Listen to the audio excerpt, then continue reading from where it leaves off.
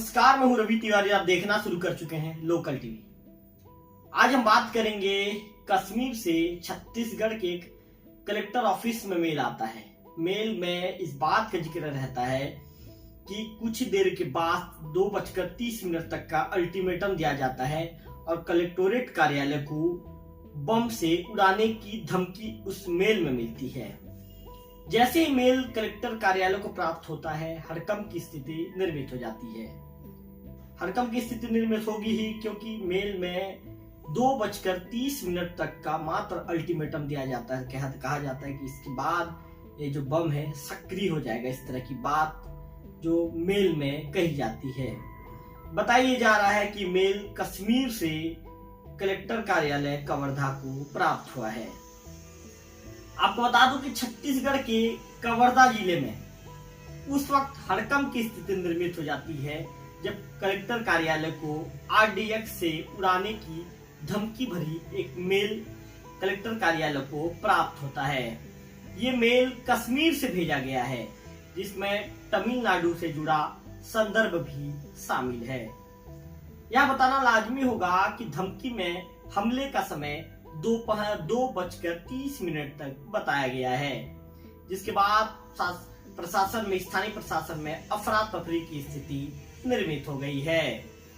Collector कार्यालय को RDX से उड़ाने की धमकी मिलने के बाद कार्यालय को पूरी तरह से खाली करा लिया गया है। वही मामले में की गंभीरता को देखते हुए अधिकारी वर्ग भी गंभीर हो गए हैं। कलेक्टर एसपी एक्टिव मोड पर हैं। मामले की गंभीरता को देखते हुए भारी संख्या में पुलिस बल भी तैनात किया गया है। साथ ही बम स्क्वाड मौके पर पहुंचकर दफ्तर के कोने कोने की जांच कर रही है।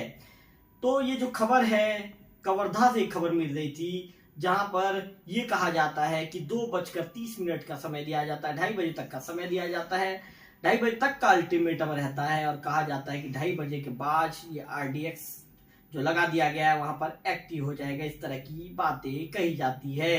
मेरे लोकल टीवी की स्क्रीन पर मैं आपको दिखाऊंगा, फोटोज को दिखाऊंगा कि वहां पर बम स्क्वाड की टीम कैसे जांच कर रही है। मामले में कबीरधाम के जो कलेक्टर हैं गोपाल वर्मा, उन्होंने कहा कि सूचना पुलिस को दे दी गई है जिसकी जांच की जा रही है। वहीं एसपी धर्मेंद्र छवाई ने बताया कि मेल के माध्यम से धमकी मिलने की सूचना मिली है। मौके पर डॉग स्क्वाड की टीम के साथ पुलिस अधिकारियों को जांच के लिए भेजा गया है। धमकी भरे मेल में किन बातों का जिक्र किया गया है इसे भी मेरे लोकल टीवी के दर्शकों को बताऊंगा। धमकी में कहा गया है कि यह हमला तमिलनाडु से ध्यान हटाकर छत्तीसगढ़ की ओर मोड़ने की एक सुनियोजित साजिश का हिस्सा है। मेल के अनुसार यह साजिश अंतर्राष्ट्रीय संगठन कॉटेल और तमिलनाडु के कुछ भ्रष्ट अधिकारियों ने रची है, जिसमें आरएक्स जो ये कहें कि आरएक्सएस गैलीलियो रिमोट कंट्रोल सिस्टम के जरिए विस्फोट को अंजाम देने की बात कही गई है। स्थानीय प्रशासन ने इस मामले को गंभीरता से लेते हुए तत्काल अपनी कार्रवाई शुरू कर दी है। कलेक्टर कार्यालय और आसपास के इलाकों को खाली करा लिया गया है। बम निरोधक दस्ते को मौके पर बुला लिया गया है। साथ ही पुलिस ने जांच शुरू कर दी है और सुरक्षा व्यवस्था भी कड़ी कर दी गई है।